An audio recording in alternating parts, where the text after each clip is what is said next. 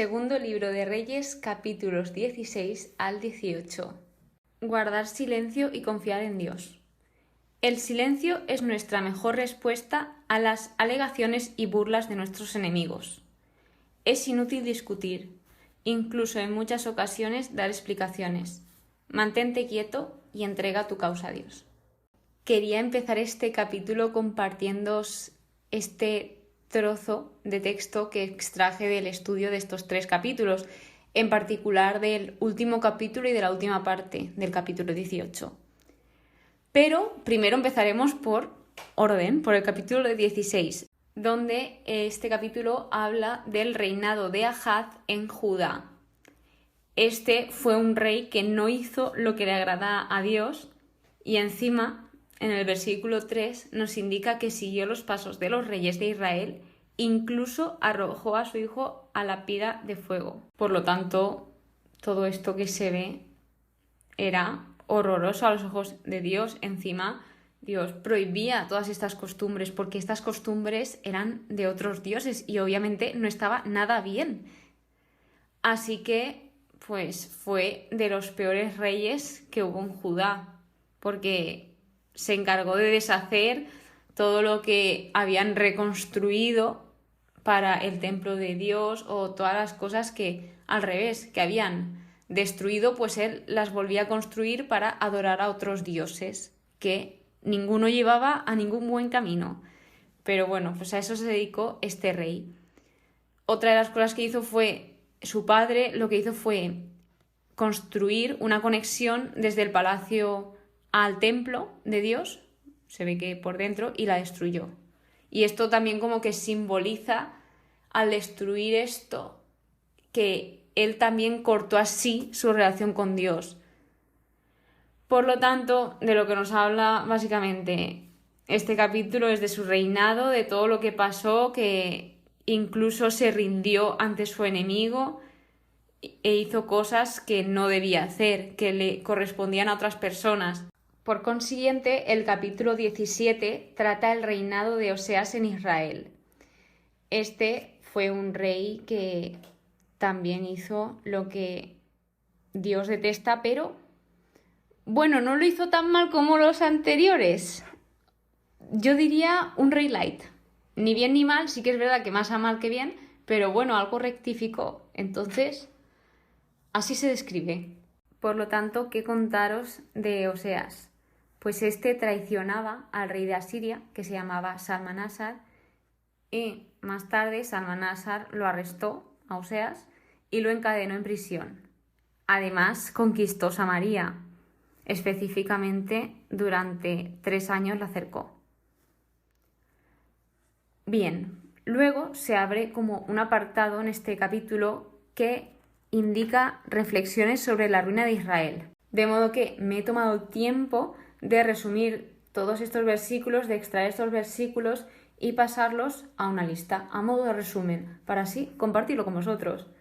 Así pues, la pregunta es, ¿por qué le sucedió esto a los israelitas? ¿Por qué estaban pasando por ese momento y por qué estaba tan mala la situación con ellos? Del versículo 12 al 13 vemos que Dios les advirtió de todo. Entonces, en manos de ellos estaban hacerle caso a Dios o no. Por lo tanto, voy a comentaros todo lo que hicieron. Bueno, y lo que no hicieron. Empiezo. Primero, no hicieron caso, mantuvieron rígida su cerviz, como sus padres. No confiaron en Dios, despreciaron sus leyes y la alianza. La alianza es el pacto que Dios hizo con el pueblo, como que rompieron esa promesa. Caminaron tras dioses que no eran nada y se volvieron nada. Imitaron a las naciones de alrededor, como pues hemos podido ver en el rey anterior, en el reinado de Ahaz, que empezó a realizar costumbres de otras naciones, que esto no agradaba nada a Dios. Luego, abandonaron todos los mandamientos, se hicieron ídolos, como por ejemplo los becerros de oro los volvieron a construir. Después de todo lo que pasó al principio de las Escrituras, al principio de la Biblia, y ya supieron cómo reaccionó todo en general y todo lo sucedido, pues lo volvieron a hacer. Bien, se postraron ante el ejército de los cielos. El ejército de los cielos es, por ejemplo, el sol, la luna, adorar simplemente al ejército de los cielos.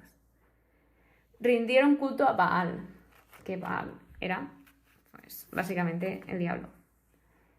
Arrojaron a sus hijos al fuego, consultaron a divinos y practicaron la adivinación.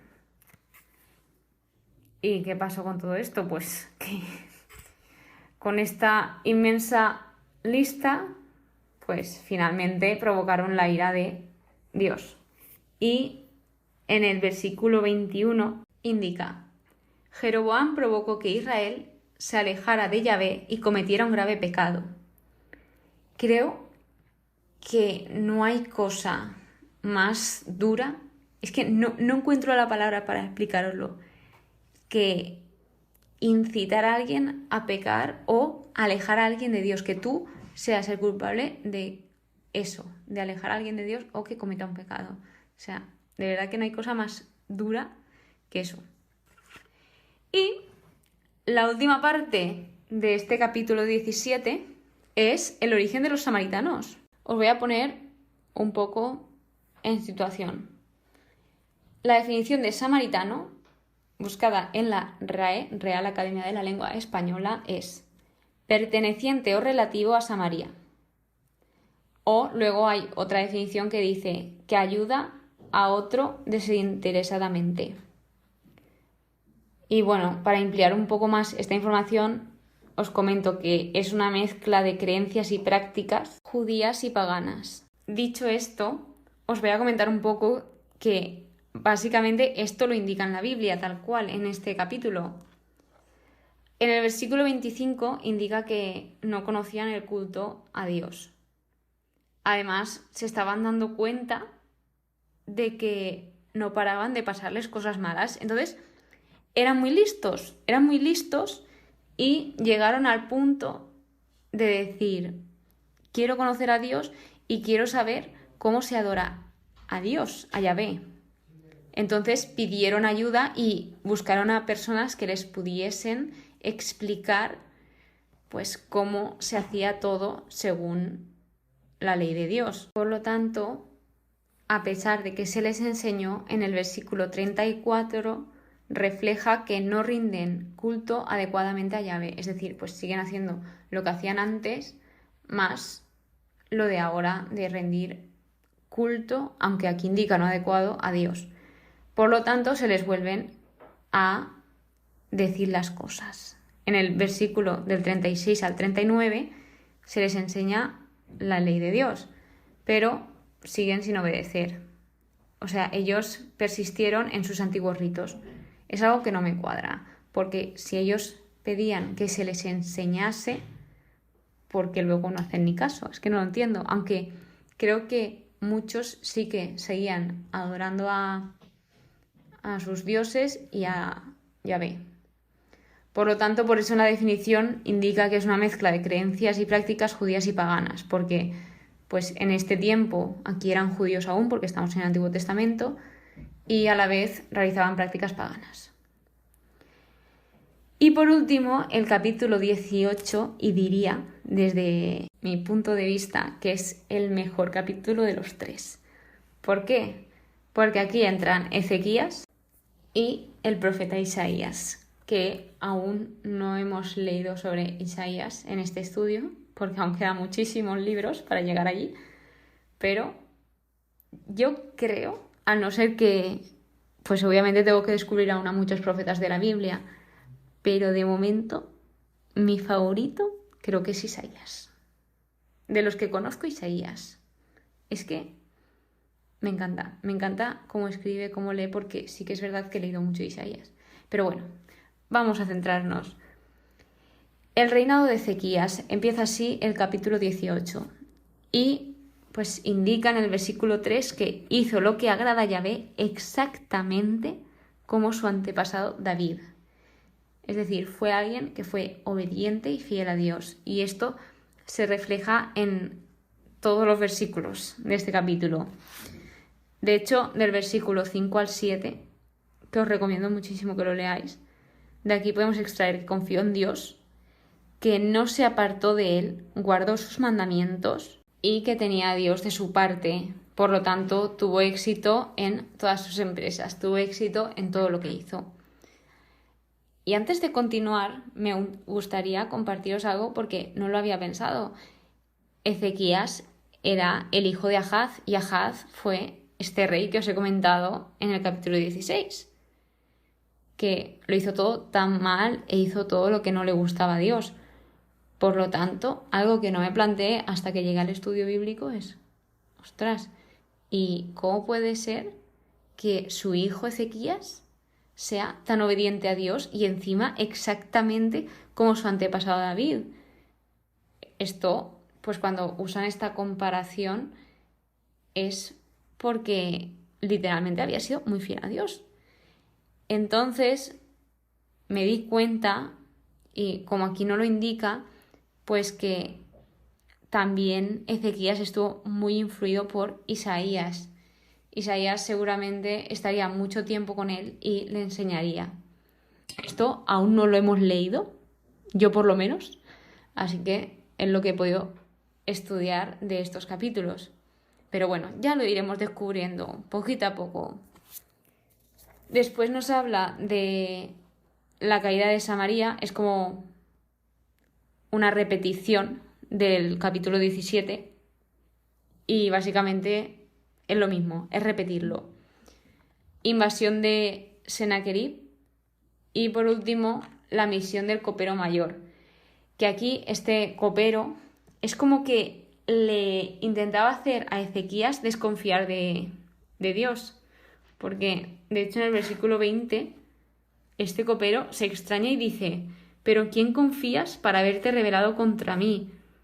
O sea, se hacían esa pregunta de cómo puedes poner esa confianza en un dios, porque en esa época había como muchos dioses, pero esos dioses es lo que siempre digo para que se entienda. Dios con D mayúscula es Dios, el único Dios verdadero, todopoderoso, pero luego por debajo de Dios hay otros dioses que, pues, muchos realmente no son dioses, es todo lo contrario. Entonces, pues aquí lo ponían en duda y como veían que los otros dioses pues fallaban a sus adoradores, que es obviamente porque ellos no son todopoderosos, es normal que les pase eso, porque los otros dioses son dioses temporales y Dios es un Dios eterno, es un Dios que cumple sus promesas y pues es que es el Dios verdadero. Entonces, claro, pues aquí intentaban a través de todo lo que habían visto meter miedo y decir: es que esto no te va a salir bien, vas a acabar fatal porque tu Dios te abandonará como lo han hecho los otros dioses, tal. Bueno, pues así intentándolo hacer dudar.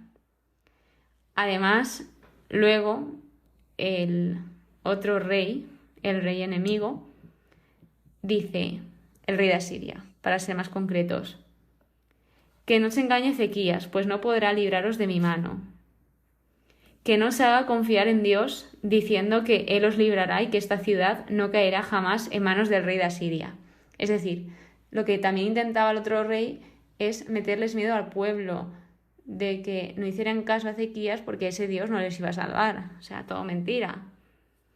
Por lo tanto, aquí volvemos a donde hemos empezado este episodio, al tema del silencio, donde en el versículo 36, que es el penúltimo versículo de este capítulo, dice: el pueblo callaba, sin responder palabra, pues el rey había ordenado que no les respondieran. Por lo tanto, de aquí extraemos que el pueblo era muy fiel al rey, porque podrían haberse rebelado, pero no lo hicieron, sino que el pueblo le era fiel a su rey. Así que, pues, si leéis este trozo de Misión del Copero Mayor, y cuando habla el rey de Asiria, no para de decir lo mismo, que desconfíen, que no le hagan caso, que ese Dios no hace nada, no sé qué. Y supongo que a muchos de los que me escuchéis os sonará familiar, porque hay personas así, ¿no?, que cuando se enteran que tú eres creyente o pues que eres practicante, que vas a la iglesia, que cómo luchas tus batallas, que pues rezando, orando, cuando haces obras buenas, pues todos van contra ti. ¿Por qué haces eso si eso no te va a servir de nada? Por ejemplo, a mí me dicen, ¿por qué te estás estudiando la Biblia si no te va a servir de nada?